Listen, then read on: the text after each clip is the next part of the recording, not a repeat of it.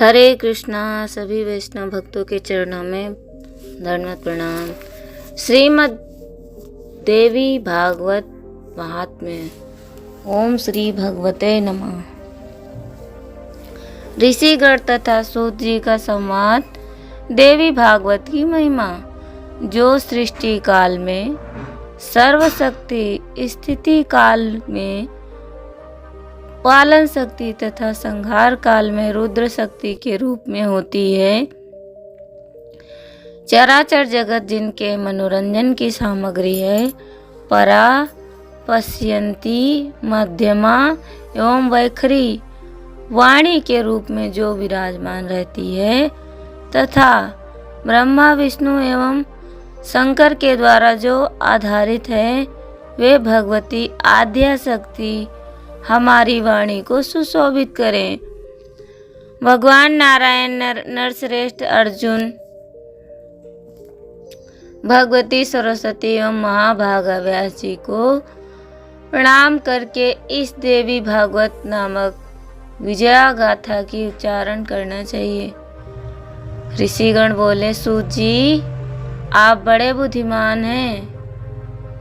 व्यास जी ने आपने शिक्षा प्राप्त की।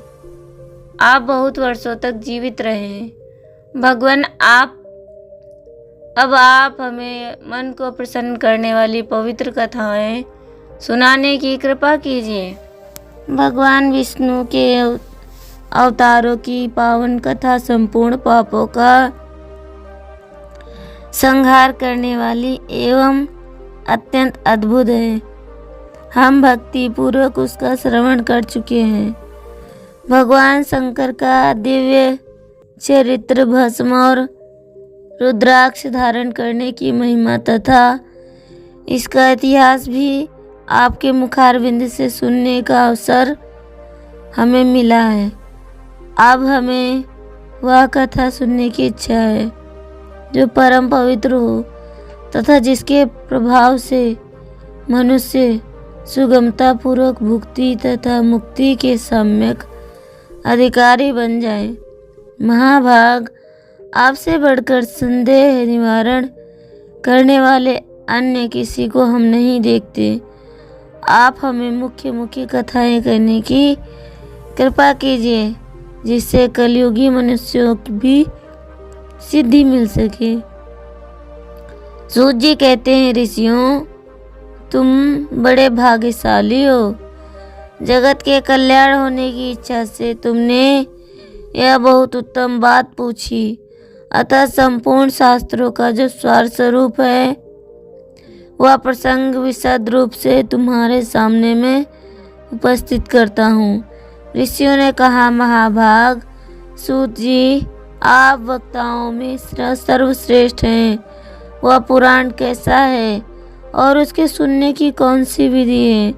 कितने दिनों में यह कथा संपन्न होती है? इस कथा में किस देवता की पूजा होना चाहिए? अभिलाषाएं पूर्ण हो चुकी हैं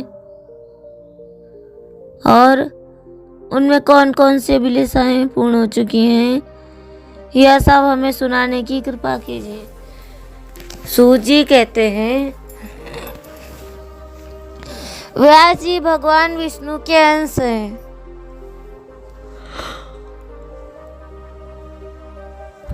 पराशर उनके पिता, सरस्वती माँ, सत्यवती माता।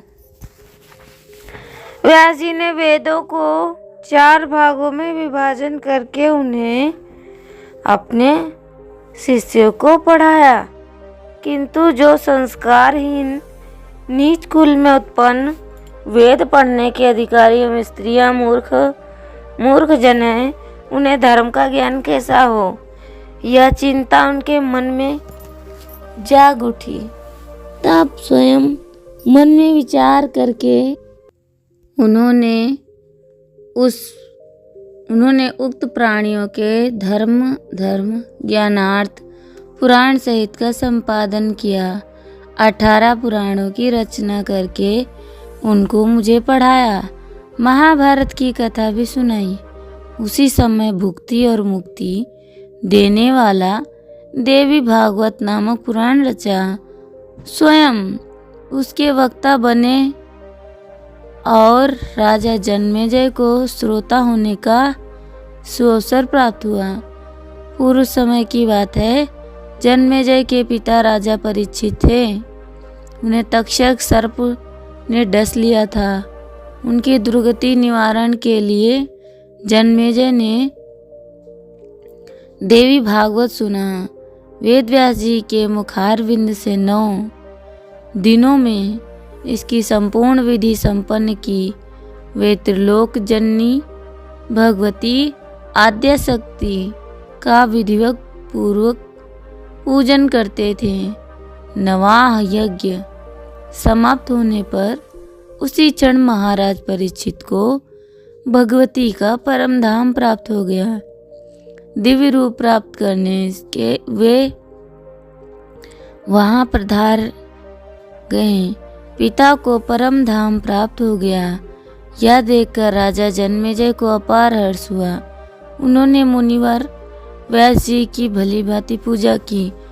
जो मानव भक्ति पूर्वक देवी भागवत की कथा सुनते हैं, सिद्धि सदा उनके सन्निकट खेलती रहती है। अतः उन्हें निरंतर इस पुराण का श्रवण करना चाहिए।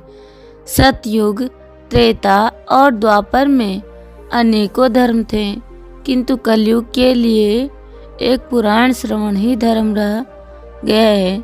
इसके सिवा मनुष्य का उद्धार करने वाला कोई धर्म नहीं है। कली के मनुष्य धर्म और आचार से हीन एवं अल्पायु हो गए। उनके कल्याण के लिए भगवान व्यास ने पुराण संज्ञक इस अमृत रस का निर्माण किया है। इस देवी भागवत के श्रवण में मास और दिवस का कोई खास नियम नहीं है।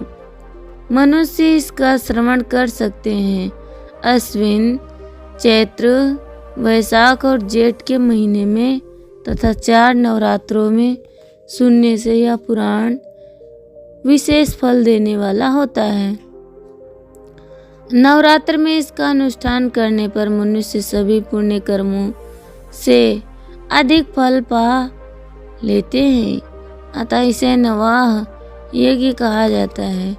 कलुषित विचार करने वाले पापी, मूर्ख, मित्रद्रोही, वेद की निंदा करने वाला, हिंसा में संलग्न और नास्तिक है, उनका भी कली में इस नवाह यज्ञ से निरंतर हो जाता है। महान तप, व्रत, तीर्थ, दान, नियम, हवन और यज्ञ आदि करने पर भी मनुष्य जो फल दुर्लभ रहता है, वह भी नवाह यज्ञ से सुलभ हो जाता है। अतः देवी भागवत सर्वोत्तम पुराण माना जाता है। धर्म, अर्थ, काम और मोक्ष की प्राप्ति के लिए यह सर्वोपरि साधन है। सूर्य के कन्या राशि में स्थित होने पर अश्विन मास के शुक्ल पक्ष में अष्टमी तिथि के दिन श्रीमद् भगवत देवी की पुस्तक सोने के सिंहासन पर स्थापित करके भक्ति पूर्वक योग्य ब्राह्मण को दान करनी चाहिए।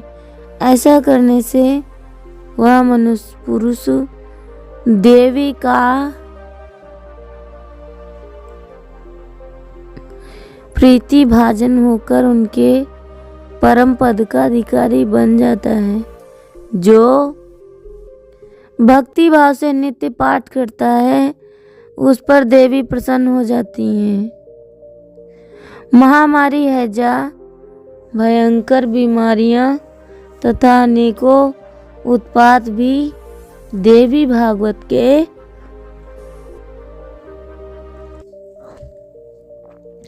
श्रवण मास से समन हो जाते हैं।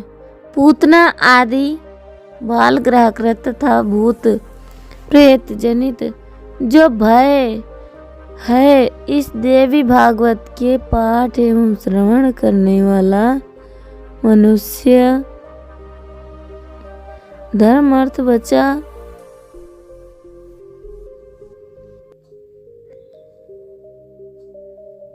शासन हो जाते पूतना आदि धर्म अर्थ काम और मोक्ष के फल अधिकारी हो जाता है। भगवान श्री कृष्ण प्रसेन को खोजने के लिए चले जाते हैं। बहुत समय तक नहीं लौटे तब वासुदेव जी ने यह देवी भागवत पुराण सुना। इसके प्रभाव से उन्होंने अपने प्रिय पुत्र श्री कृष्ण को शीघ्र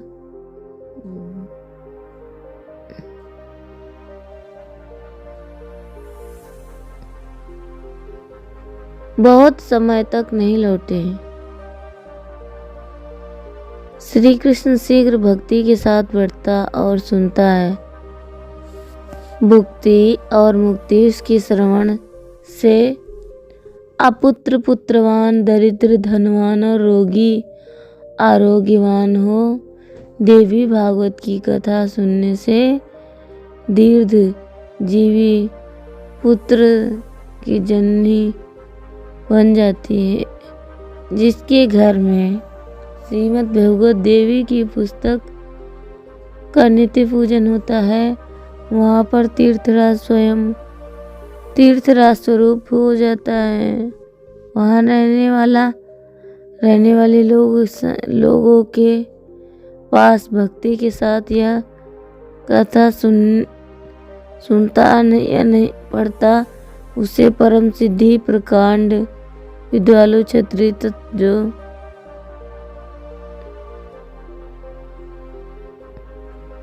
सूरवीर से धनाढ़ और शूद्र अपने कुल में सर्वोत्तम हो जाता है। अध्याय 1 समाप्त हुआ। अब हम मिलते हैं अध्याय 2 में। तब तक के लिए श्रवण करें।